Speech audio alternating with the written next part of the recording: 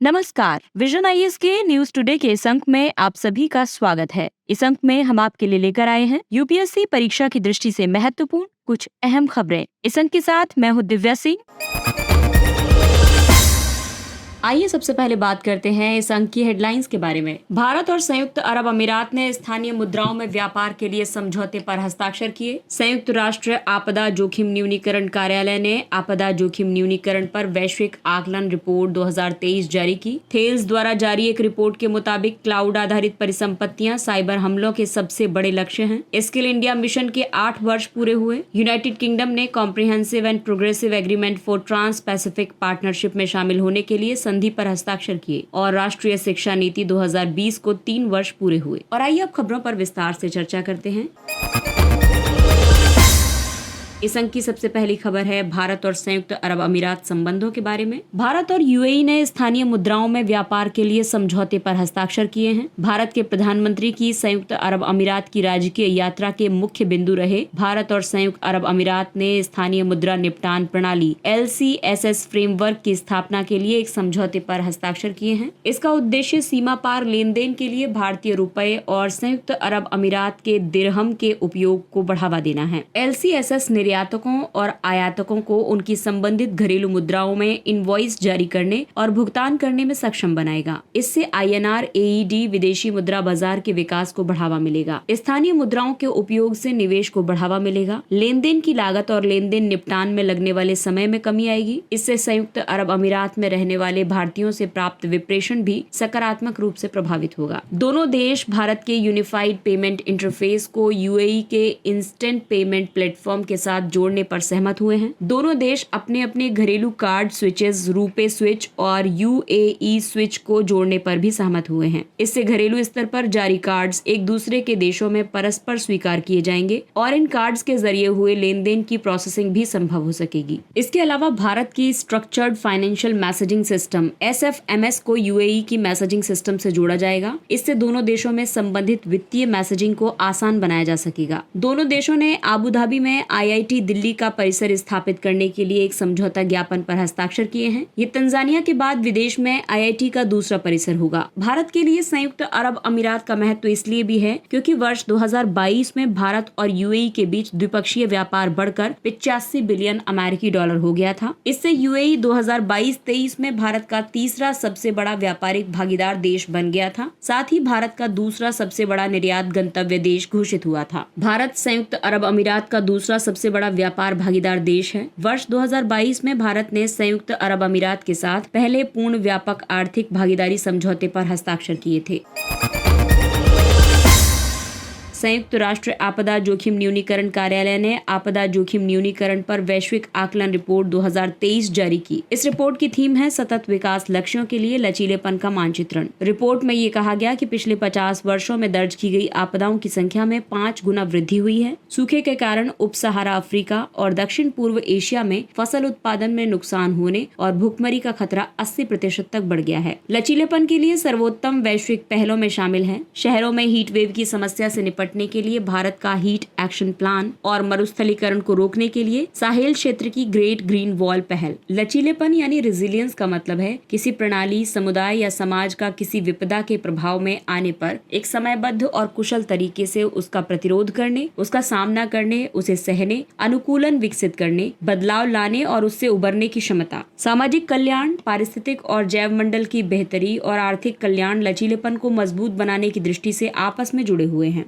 DRR यानी आपदा जोखिम न्यूनीकरण पर वैश्विक आकलन रिपोर्ट का लक्ष्य बचाव की नैतिकता के सिद्धांत के अनुरूप भूकंप, बाढ़, सूखा और चक्रवात जैसे प्राकृतिक खतरों से होने वाले नुकसान को कम करना है। इस रिपोर्ट में कई सिफारिशें की गई हैं, जैसे कि लचीलेपन और अनुकूलन में पहले से निवेश करके आपदाओं के खतरनाक प्रभावों से होने वाले नुकसानों से बचा जा सकता है। लचीलापन विकसित करने के लिए सार्वजनिक और निजी दोनों क्षेत्रों से लचीलेपन में निवेश करने और अनुकूलन विकसित करने की जरूरत होगी। UNDRR की स्थापना 1999 में हुई थी। इसका मुख्यालय जिनेवा में है। ये आपदा जोखिम न्यूनीकरण पर सेंडाई फ्रेमवर्क 2015 से 2030 का संरक्षक है। इसके अलावा अनुकूलन के माध्यम से जोखिम में कमी लाने के लिए और भी कई विकल्प हैं, जैसे कि अनुकूलन की सीमाओं के तहत भौतिक, पारिस्थितिक, तकनीकी, आर्थिक, राजनीतिक, संस्थागत, मनोवैज्ञानिक और सामाजिक और सांस्कृतिक परिवर्तन लाने की जरूरत है। वहीं सुभेद्यता को कम करने के लिए सामाजिक सुरक्षा, आजीविका विविधीकरण, बीमा समाधान और विपदा रोधी आवास और संरचना बनाने की जरूरत है। खतरे के प्रभाव में आने में कमी करने के लिए कार्रवाइयां होनी चाहिए, जैसे कि तटों से हटना, पुनर्वास, जोखिम संवेदनशील भूमि उपयोग योजना, प्रारंभिक चेतावनी प्रणालियां और निकासी। खतरों को कम करने के लिए जो कार्रवाइयां की जा रही हैं, उनके उदाहरण हैं तटीय बाढ़ को कम करने के लिए पारिस्थितिकी तंत्र आधारित उपाय। इसके अलावा तटीय तूफान की गति को कम करने के लिए मैंग्रोव वृक्षारोपण, कम जल प्रवाह की स्थिति में और जल संकट का समाधान करने के लिए जलाशयों का निर्माण, ग्रीन हाउस गैस उत्सर्जन को कम करना आदि।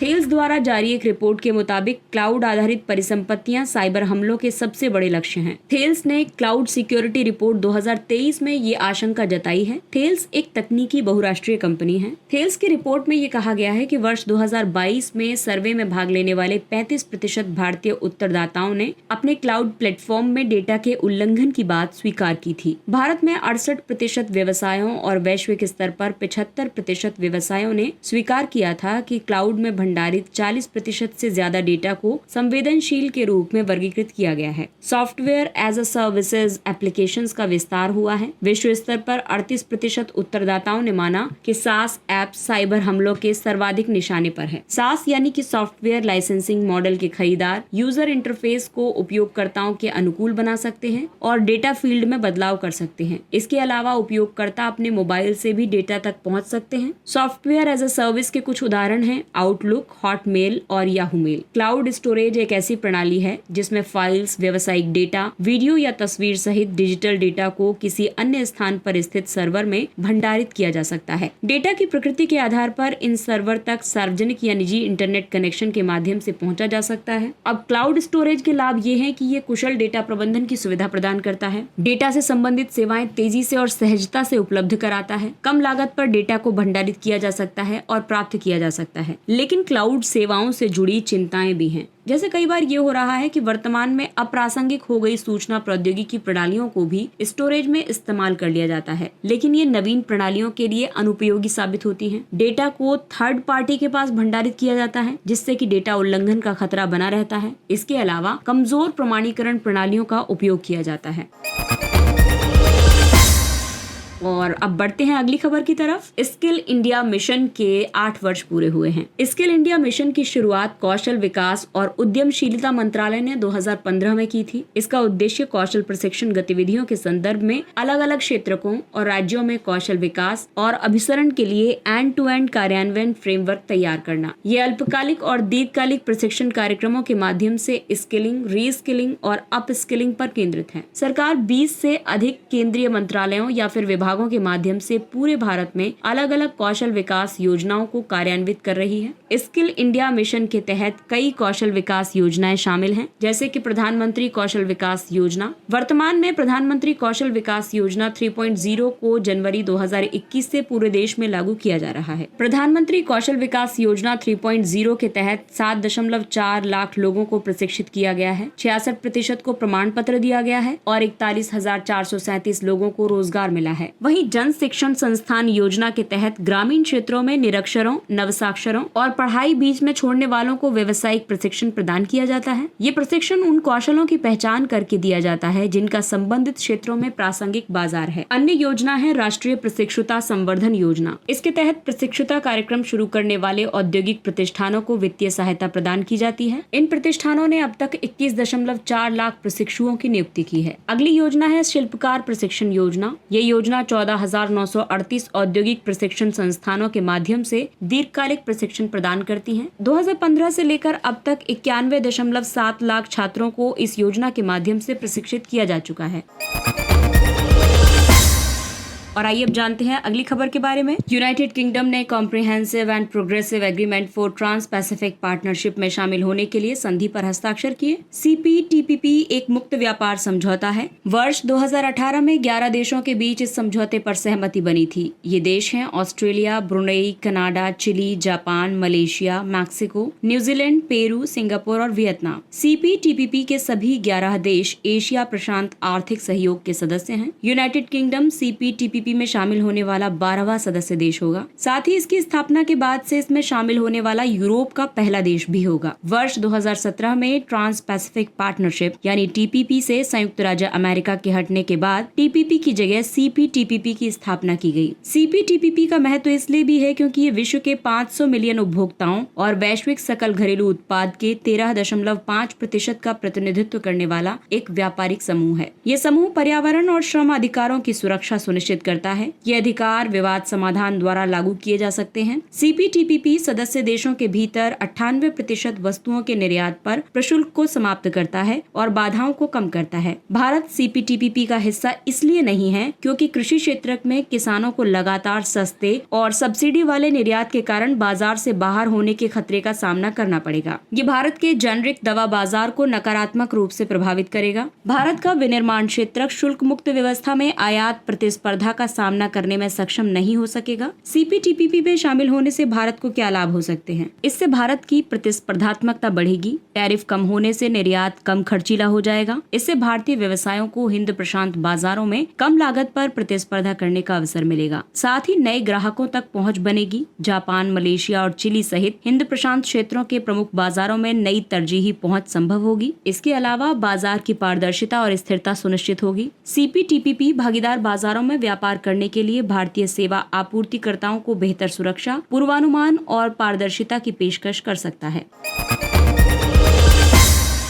राष्ट्रीय शिक्षा नीति 2020 को 3 वर्ष पूरे हुए। राष्ट्रीय शिक्षा नीति 2020 को शिक्षा मंत्रालय ने आरंभ किया था, जिसका उद्देश्य देश भर में स्कूली शिक्षा और उच्चतर शिक्षा दोनों के लिए एक व्यापक विजन और व्यापक फ्रेमवर्क प्रदान करना है। इसे पहुंच, निष्पक्षता, गुणवत्ता, वहनीयता और जवाबदेही के आधारभूत स्तंभों के आधार पर तैयार किया गया है। इसका मसौदा कस्तूरी रंगन समिति ने तैयार किया था। राष्ट्रीय शिक्षा नीति 2020 ने 34 वर्ष पुरानी राष्ट्रीय शिक्षा नीति 1986 का स्थान लिया है। इस नीति की कई मुख्य विशेषताएं हैं, जैसे ये आंगनवाड़ी और प्री स्कूल के माध्यम से प्रारंभिक बचपन की देखभाल और शिक्षा का प्रावधान करती है। ये एक 5+3+3+4 डिजाइन में स्कूल पाठ्यक्रम और शिक्षा शास्त्र का पुनर्गठन करती है। इसका लक्ष्य 2030 तक प्री स्कूल से माध्यमिक स्तर तक 100% सकल नामांकन अनुपात प्राप्त करना है। साथ ही 2035 तक व्यावसायिक शिक्षा सहित उच्चतर शिक्षा में 50% नामांकन दर हासिल करना है। राष्ट्रीय परीक्षा एजेंसी एक स्वायत्त परीक्षा कराने वाले संगठन के रूप में कार्य करेगी। इसका कार्य उच्चतर शिक्षा संस्थानों में स्नातक और स्नातकोत्तर प्रवेश के लिए प्रवेश परीक्षा आयोजित करना है। राष्ट्रीय शिक्षा नीति के तहत कई पहलें की गई हैं, जैसे निपुण भारत यानी कि समझ के साथ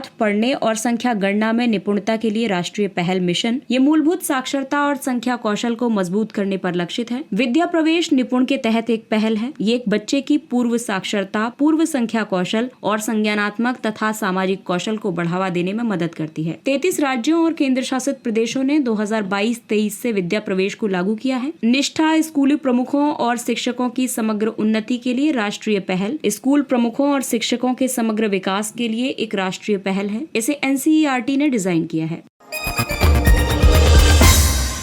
और आइए अब बात करते हैं कुछ अन्य महत्वपूर्ण सुर्खियों पर। सांख्यिकी संबंधी स्थायी समिति। सांख्यिकी और कार्यक्रम कार्यान्वयन मंत्रालय ने आर्थिक सांख्यिकी पर स्थायी समिति की जगह SCOS का गठन किया है। SCOS यानी सांख्यिकी संबंधी स्थायी समिति। इसके पास राष्ट्रीय सांख्यिकी कार्यालय के तहत किए गए सभी सर्वेक्षणों के फ्रेमवर्क और परिणामों की समीक्षा करने का व्यापक अधिकार होगा। इस समिति में 10 सरकारी सदस्य और 4 गैर सरकारी सदस्य हैं, जो प्रख्यात शिक्षाविद हैं। इसके विचारार्थ विषयों में सर्वेक्षण परिणामों को अंतिम रूप देना और प्रशासनिक डेटा का बेहतर उपयोग करना शामिल है। सर्वेक्षण डिजाइन में सुधार के अलावा SCOS डेटा अंतराल और उन्हें दूर करने के लिए रणनीतियों की पहचान करेगी। राष्ट्रीय सांख्यिकी आयोग के पास सर्वेक्षण परिणामों के प्रकाशन को मंजूरी देने का अंतिम प्राधिकार होगा। मेकांग गंगा सहयोग। हाल ही में 12वीं MGC बैठक संपन्न हुई है। इस बैठक में भारत और उसके सहयोगी देशों ने मेकांग गंगा राष्ट्रीय व्यवसाय परिषद गठित करने का निर्णय लिया है। इसका उद्देश्य कृषि और जल संसाधन प्रबंधन में विनिमय का विस्तार करना है। MGC पहल को 2000 में शुरू किया गया था। इसमें 6 देश शामिल हैं। ये देश हैं Bharat, Cambodia, Myanmar, Thailand, Laos और वियतनाम। इसका उद्देश्य सहयोगी देशों के बीच कनेक्टिविटी, शिक्षा, पर्यटन और संस्कृति सहित कई क्षेत्रों में सहयोग को बढ़ावा देना है। PM mega integrated textile sector and apparel PM Mitra park. Maharashtra के अमरावती में पीएम मित्र टेक्सटाइल पार्क लॉन्च किया गया। पीएम मित्र पार्क का उद्देश्य विश्व स्तर पर औद्योगिक अवसंरचना का निर्माण करना है। ये अवसंरचना FDI यानी प्रत्यक्ष विदेशी निवेश सहित बड़े पैमाने पर निवेश को आकर्षित करेगी। साथ ही वस्त्र क्षेत्र के भीतर नवाचार और रोजगार सृजन को भी प्रोत्साहित करेगी। पीएम मित्र योजना प्रधानमंत्री के 5F विजन से प्रेरित है। 5F फॉर्मूले में शामिल है farm to fibre, fibre to factory, factory to fashion और फैशन टू फॉरेन। ये संपूर्ण मूल्य श्रृंखला को एक स्थान पर रखकर लॉजिस्टिक लागत को कम करती है। पार्क को एक विशेष प्रयोजन वाहन यानी SPV विकसित करेगा। इसका स्वामित्व सार्वजनिक निजी भागीदारी मोड में राज्य सरकार और भारत सरकार के पास होगा। नोमैडिक एलिफेंट 2023 ये भारत मंगोलिया के बीच एक संयुक्त सैन्य अभ्यास है। अंतर महाद्वीपीय बैलिस्टिक मिसाइल। उत्तर कोरिया में हवासोंग 18 नामक ICBM का परीक्षण किया गया। हवासोंग 18 में ठोस प्रणोदकों का उपयोग किया जाता है। ये प्रणोदक इसे तेजी से दागने और उड़ान भरने पर अधिक तीव्र गति से आगे बढ़ने में सक्षम बनाते हैं। ICBM ऐसी बैलिस्टिक मिसाइलें होती हैं जिनकी मारक क्षमता 5500 किलोमीटर से ज्यादा होती है। साथ ही ये मिसाइलें परमाणु हथियार ले जाने में भी सक्षम होती हैं। वर्तमान में उत्तर कोरिया के अलावा रूस, संयुक्त राज्य अमेरिका, फ्रांस, यूनाइटेड किंगडम, चीन, भारत और इजराइल के पास भी भूमि आधारित ICBM है। अग्नि 5 मिसाइल भारत की ICBM है। इसे एकीकृत निर्देशित मिसाइल विकास कार्यक्रम के तहत विकसित किया गया है। रेत और धूल भरे तूफान। संयुक्त राष्ट्र ने 12 जुलाई 2023 को पहले रेत और धूल भरे तूफान का सामना करने के लिए अंतर्राष्ट्रीय दिवस के रूप में मनाया। इसका उद्देश्य SDS के प्रभावों को प्रबंधित और कम करने के लिए सहयोग बढ़ाना है। SDS तब घटित होता है जब तेज हवाएं अनावृत या शुष्क मृदा से टकराती हैं, जिससे बड़ी मात्रा में रेत और धूल वायुमंडल में फैल जाते हैं। प्रतिवर्ष लगभग 2 मिलियन टन रेत और धूल वायुमंडल में प्रवेश करते हैं। SDS के प्राथमिक हॉटस्पॉट हैं सहारा रेगिस्तान, मध्य पूर्व, उत्तर पश्चिम चीन में तकला मकान मरुस्थल और दक्षिण पश्चिम एशिया आदि। सैंड एंड डस्ट स्टॉर्म्स फसल को नुकसान पहुंचा सकते हैं, जिससे खाद्य सुरक्षा प्रभावित हो सकती है। इन तूफानों के जरिए आए सूक्ष्म कण सांस के अंदर जाने से श्वसन संबंधी समस्याएं और एलर्जी उत्पन्न कर सकते हैं। Grand slam. स्पेन के कार्लोस अल्कराज ने विंबलडन पुरुष एकल 2023 की फाइनल में नोवाक जोकोविक को हरा दिया है। ग्रैंड स्लैम एक ही कैलेंडर सीजन में सभी 4 प्रमुख टेनिस चैंपियनशिप जीतने की उपलब्धि को कहा जाता है। इनमें शामिल है Australian open, French open, Wimbledon जो कि ब्रिटेन में होता है और US open championship. Career grand slam एक खिलाड़ी के संपूर्ण करियर के दौरान इन 4 प्रमुख टेनिस चैंपियनशिप में से प्रत्येक को जीतने की उपलब्धि को कहा जाता है।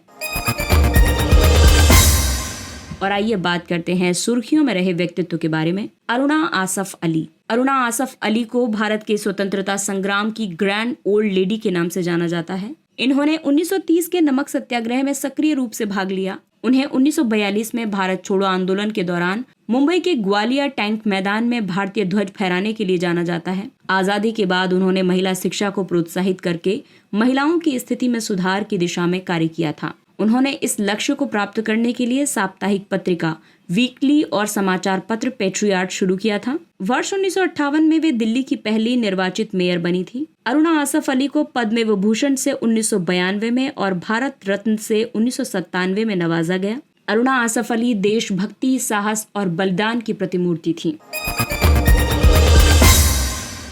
और आइए अब चर्चा करते हैं सुर्खियों में रहे स्थलों के बारे में।